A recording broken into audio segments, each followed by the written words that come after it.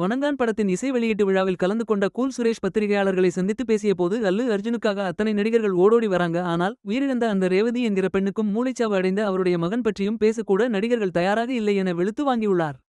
பாலா இயக்கத்தில் அருண் விஜய் நடித்துள்ள வணங்கான் படத்தின் இசை வெளியீட்டு விழா நேற்று நடைபெற்றது.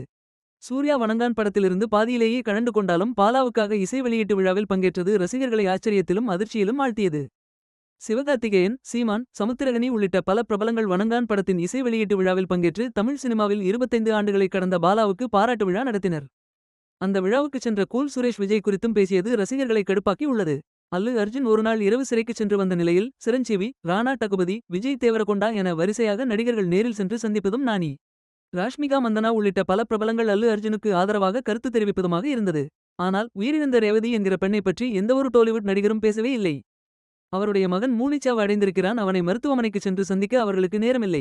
அந்த குடும்பத்துக்கு பண உதவி செய்வதெல்லாம் இருக்கட்டும், முதலில் நேரில் சென்று அந்த குடும்பத்தை பார்த்து ஆறுதல் கூற வேண்டுமா, இல்லையா என கேள்வி எழுப்பியுள்ளார்.